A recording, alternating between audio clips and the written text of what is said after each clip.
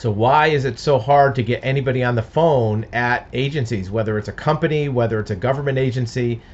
You're finding that, first of all, getting a phone number to call to begin with a lot of times is very difficult. And even if you find a phone number, getting through to anybody is next to impossible. This is a common trend. You're seeing it at large companies, small companies, government agencies.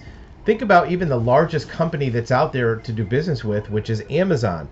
Amazon doesn't even have a phone number. You can't call Amazon. It's all online. But even some companies that traditionally had customer service run into situations where they can't do it. Why are companies making their phone numbers hard to find? Many companies are replacing their phones with chat boxes and virtual registrations that can make connecting to an actual human being next to impossible. And the reason why is because it's very inefficient to have one-on-one conversations with a customer, and in some cases it's impossible to provide that customer service within the cost structure of that company. But what that ends up being is, this ends up being you. Look at the look on this guy's face. He's very frustrated because he can't get through by phone, right? He can only use the other channels. This is even extending to traditional companies like airlines. Frontier Airlines dropped its phone service, leaving customers to use chat functions or social media to resolve issues. The airline joins a growing group of companies, even Facebook, that eliminate or make phone numbers extra hard for customers to find, rely on automated or text-based customer service. Some still have operators, but are pushing customers to use online service or not. Here's why. Even if you get an operator, right? Think about it. If you're a company and you have all of your high-level expert people just waiting around for customers to call in, those people aren't going to be able to be doing the work of providing your service. If you are, let's say, a doctor's office and all of your high-level great medical staff are just answering basic questions on the phone, they're not going to be able to provide the medical service. If you are an attorney, if you have your expert legal minds on the phone answering questions for customers, they're not going to be able to provide customer service.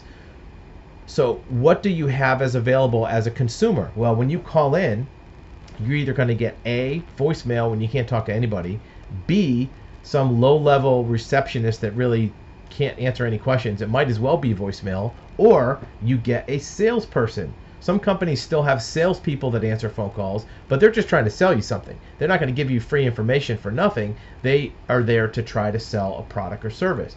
So what are your options? Well, you can use the chat functions. You can use online tools like YouTube, right? Every single question that's ever been asked by a customer has an answer on YouTube, but then that requires you to do work, right? You actually have to search and find that video. And the more important thing is, you can't ask YouTube a question. If you have a question or you want to get clarification, you can't say, hey, YouTube, what about this? It's not a two-way conversation, right? There are some options you'll see on the screen for some consultation, live one-on-one customer service in different categories that are becoming more available. And the reason why is because of this. Because businesses are not making qualified expert staff available just to answer questions for customers, then this is what customers have to face, consumers have to face. In fact, a lot of industries that are in areas of business that have to do with government agencies are finding it to be more difficult. We have a client that is in an area of business that the government is involved with. Well, when you try to call the government to get answers, government agencies don't have customer service lines, right? So they call up, you get voicemail, and so when the customer gets that, they say, well, I'll just call a company that is in that same type of business.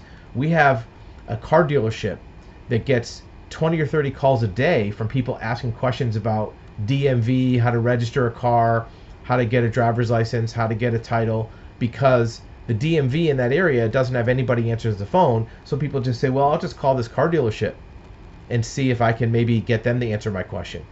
Well, the car dealership doesn't have extra staff sitting around that can take that burden from the government. So those are the kind of areas where we're seeing more and more customer service difficulties flow over into the private sector. Put your comments below. Let us know what you think. Are you having these same type of difficulties getting through to customer service and wondering how do I get somebody on the phone that can answer my question?